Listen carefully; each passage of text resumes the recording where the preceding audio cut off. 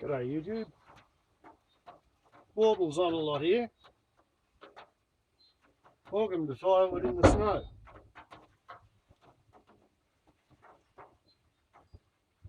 Once upon a time, around here, we used to get probably a foot or a foot and a half of snow per year, 30 to 50 centimetres. If you're thinking revolutionary imperial French.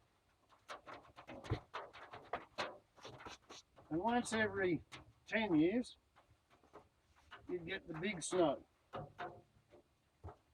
Instead of just 3 or 5 little dumps of 3 or 6 inches, you'd get 3 foot of snow, a metre. Generally it'd snow pretty light the first day, and then it's really heavy the second day, and then a little bit on the third day, and you'd have snow on the ground for a week. And that happened, I've seen the photos, 1956. I remember playing in it, 1964, 1974. Because of the oil price hike shock, the boarding school I was at Armidale was having trouble meeting their budget. So for the first time ever, they decided to have a holiday in the middle of winter, a home weekend. So I went home to Glen Innes, and one of the other kids in my class, year, dormitory, he come from Sydney, couldn't get home and back for the weekend. So he come with us. And it snowed, 3 foot of snow, lay around on the ground for a week. Power lines down. The school got in touch with everybody and said, stay where you are, don't come back until after the snow melts and when the power comes back on. So we got a week off school.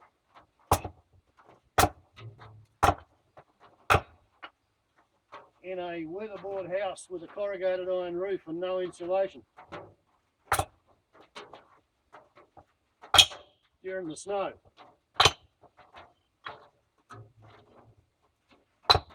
Nowhere had insulation in Glen Innes back then, except one place. Building insulation in it, it was flat packs of bundles of straw sold together in rectangular prisms, and to stop the straw from decomposing, it was sealed from the air by dipping it in boiling bitumen tar and then waiting for the tar to cool and congeal. And it was really good insulation above the ceiling in the roof, until during a domestic dispute, the bloke who built the house thought it all up, sourced the stuff, he set the place on fire, and holy Jesus, doesn't dry straw wrapped in bitumen, doesn't it burn well? After that, people invented fiberglass and rock wool and other things which don't burn. But everybody else in town just used to burn a lot of firewood and go to bed under what they called an eider down. These days they'd call it a duvet, duvet, something like that.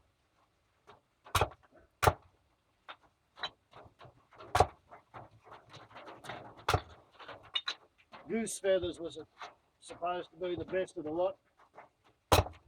But anyway, 1984, once again, 3 foot of snow, lay on the ground for a week.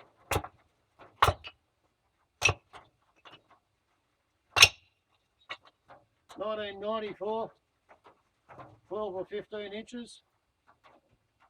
It was there for 3 days. 2004, maybe 4 or 6 inches. 2014, 3 inches on top of Ben Lomond, and people all those times drove up from the coast to show snow to their children.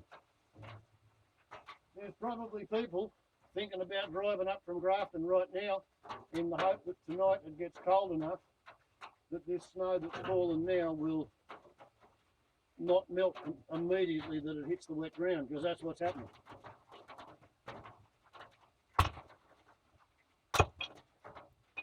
Anybody who thinks that global warming is not happening just isn't paying attention or hasn't been looking for long enough. I've seen people skiing to get to work in Glen Innes on the footpaths. It was a joke. Normally they would go down to the Snowy Mountains for their skiing holiday, but they were doing it for a joke and to show that it could be done. You could snow ski to work in Glen Innes. Who would have thunk it? 1968, we went on a holiday to the Snowy Mountains. It was the hottest summer, the hottest winter they'd ever had. They didn't actually have any snow to show us. And there was one place where it looked like there was snow because there was this white stuff piled up against the walls and the corner of the ground. But it was on all 4 sides of the buildings. My father went and had a look at it. It was rock salt. They were pretending to have snow at the Snowy Mountains Tourist Resort in 1968. Because it was the warmest snow-free winter they'd ever had. Well, there's actually a few little white bits sitting on the ground.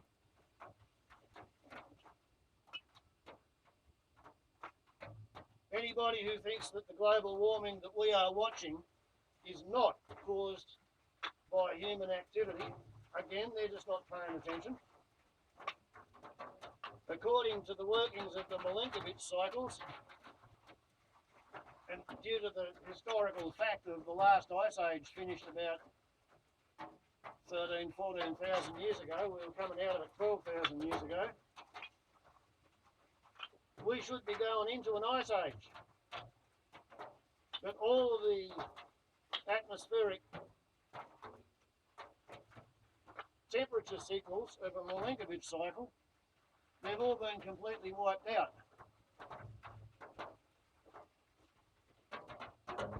by the greenhouse effect of all the fossil carbon that we've dug up and put into the sky. This stuff ain't great, but at least it's a renewable source of fuel. It's something that grew in the last 30 or 40 years. This stuff, maybe the last 100 years, some of it. At least I'm not burning dinosaurs. Anyway, all that remains is for me to cart this stuff inside. So I'm going to call a pause. There you go. Actual snowflakes. As you can see, batteries A and B are receiving the ministrations of 2 10-watt panels. And they are reading 6.75 volts and 6.74 volts for a total of 13.49 volts. As of this morning, they had sucked up 236.39 amp hours into what is, allegedly when it was manufactured, 225 amp hours worth of capacity. As for the best 4 batteries, which were over here, well, here's a clue. 48 hours ago, I took these out of the electric pyramid, which now has all this juiciness with proper ends on proper $50 worth of cables with everything marked to say exactly what it is. new Gorilla tape on the keystone, cap lock, and look at this. Everything coming out going to the inverter goes through a 30 amp meter. We have a 1928 vintage brass cased 25 volt meter, and underneath of that we have a 30 amp 1928 vintage brass cased amp meter, which collects everything from the solar battery charge controller as well as everything from the petrol generator backup powered battery charger. And all this stuff went in there 2 days ago.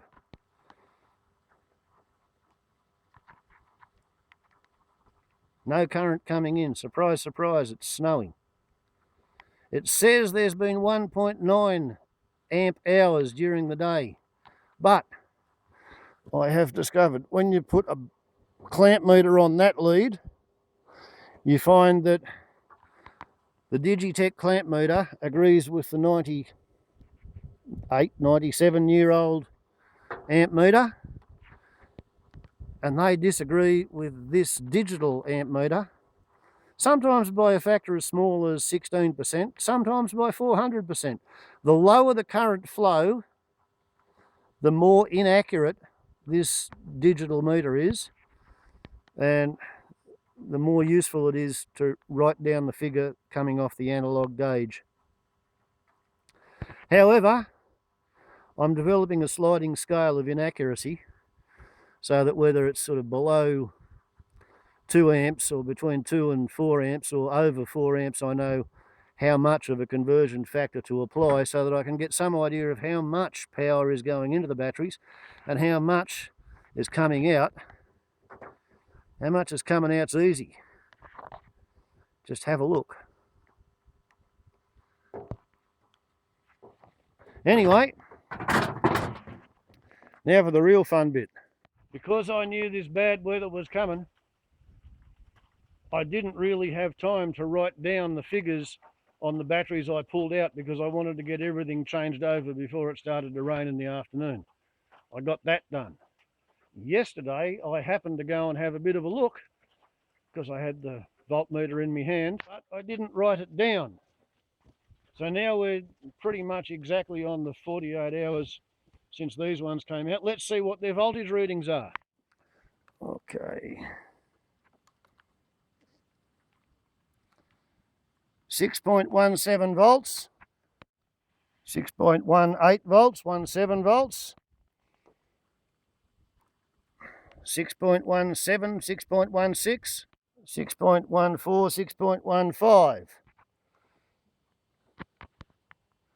Well, when I looked yesterday, it was 6.17 to 6.24. Oh dear, snow on the notes. Now, why is that interesting? I'll tell you why it's interesting. It's interesting to me because these, when they arrived here, they were reading 6.05 and 6.04. So literally 0% bullshit in this statement.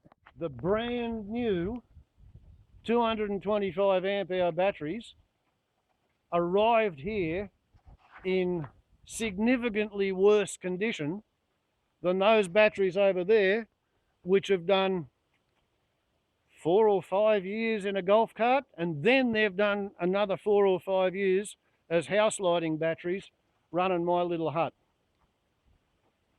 They were in use feeding the inverter with a cloudy sky on the solar panels when I disconnected them 48 hours ago. And the 8-year-old batteries over there had a higher resting voltage than those things did when I got them. And meanwhile, these things, allegedly $1,000 worth of new batteries, there's 450 amp hours of storage in there, and I'm sucking 2 amps out of it. That's 0.5%, less than 0.5% of the rated capacity. I've taken about 26 amp hours out in the up-down cycle of a half cloudy day yesterday. They should be holding 12.9 volts. They spent half today at 12.6 and the other half of today at 12.5, and they've come back up to 12.6. I'm not entirely certain why. Before I put them in there, they were running a specific gravity of 1.3. Right across, except there was one cell was 1.295. But the fluid level was down halfway between full and urgently needs topping up. So I added water. I added 2 litres of water across 4 batteries. So half a litre per battery. I didn't have time to let them sit for 24 hours and see what the specific gravity was after adding the water. I just put them on charge with a 10-watt solar panel until after I'd got everything labelled and all the old batteries out, and then I put them straight in, let them run the hut for 1 hour at 2.5 amp hours, then started the petrol generator and charged it up to see what happened. And they actually demonstrated a storage efficiency of 94.35%, which was remarkably surprisingly good, I thought. Anyway, time will tell, but at the moment, yeah, they're really saying in here where it's a bit warmer. Oh dear, that was a mistake, wasn't it? Okay, here we have the graph. Up this side we have a purely linear scale with 100% down to 0. That's battery charge state.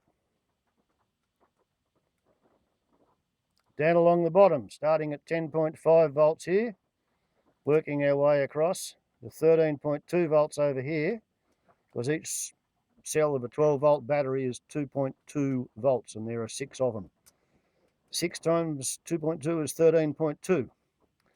From 0.010 up to 1.300 on a not quite linear scale, because 1.3, 1.290, 1.275, 1.265, 1.5, 1.240, 1.230, 220. As you see, not a linear scale over there. However, these relationships hold true for a 12 volt battery. Those 4 batteries, which were receiving 0.27 of an amp at 2 o'clock in the afternoon, day before yesterday, they went into the pyramid. And I have paid meticulous attention until I let it get snowstormed. But the point is, and you've seen 12.6 volts,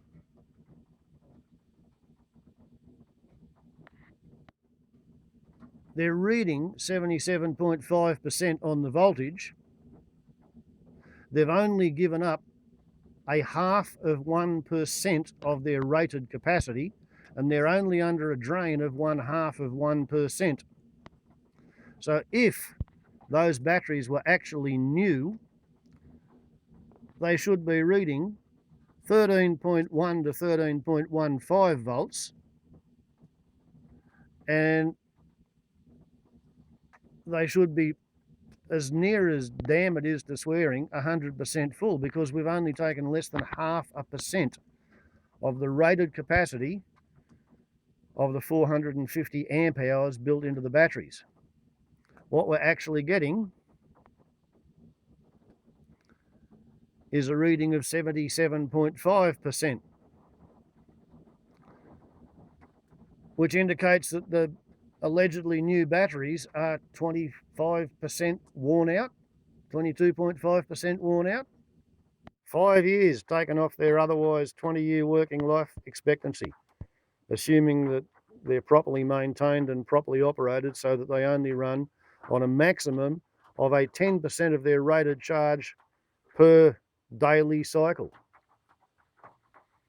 And my theory was to have 675 amp hours and a daily cycle of about 25 to 35 amp hours, So I should finish up after 20 years with batteries that are still 60% of their rated capacity, functional. And those aren't going to do it because they're going to be dead in 15 years. They had resting voltages of 6.33 to 6.35 volts when they got here. They were indicating that they were 22.5% discharged, self-discharged and sulfated. These ones, they were indicating that they were 40% and 42% discharged and sulfated. So I don't even dare to put them into the pyramid lest they suck the best 4 batteries down to the state of play of the worst 4. But anyway, as you can see, it's now getting snowier and snowier. And I'm now about to change my clothes and drive into town and split a bit of kindling wood for my mother because she's going through it because it's cold weather, and start her generator for her because she had a lightning bolt go overhead and blow her charge controller a few years ago, and she went something like 10 days before she noticed that the batteries weren't getting charged. So her batteries don't like having 2 cloudy days in a row because they have been permanently damaged by being discharged too low. You want your batteries to last? You're not allowed, well, you shouldn't take them below 90%. So they should operate in that top 10% between 100% fully charged and 90%. And yes, it means you've got to buy a lot of batteries to use a little bit of current. But done properly, lead acid batteries will last 20 years. Done properly, lithium-ion batteries might last 5 years, might last 7 years. Nobody really knows. Such is life in the snow. Gotta go. Warbles on a lot to YouTube. Ciao.